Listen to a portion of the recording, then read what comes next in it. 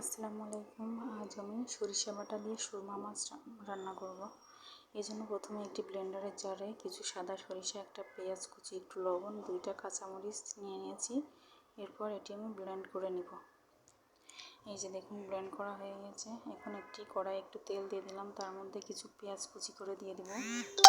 পেঁয়াজটা খুব ভালোভাবে বেশ কিছুক্ষণ ধরে নেড়েচেড়ে ভেজে নেব।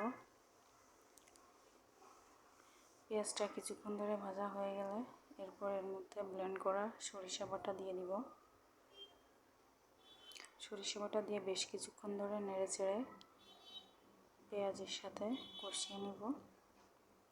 এরপর এর মধ্যে একটু পানি দিয়ে দিব, দিয়ে হলুদ ও মরিচের গুঁড়া দিয়ে দিব।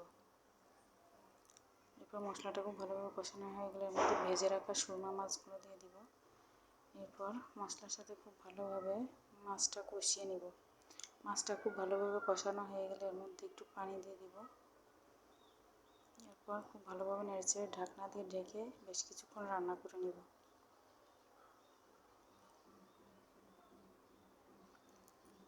তারপর ঢাকনা খুলে আরও কিছুক্ষণ রান্না করে নেব এবং ঝোলটা কমে আসলে নামিয়ে নেব। এর মধ্যে কিছু ধনেপাতা কুচি দিলে আরও মজা লাগতো। যাই হোক, ধনেপাতা কুচি না থাকার কারণে আমি এমনিতেই রান্না করলাম। এই যে দেখুন, রান্নাটা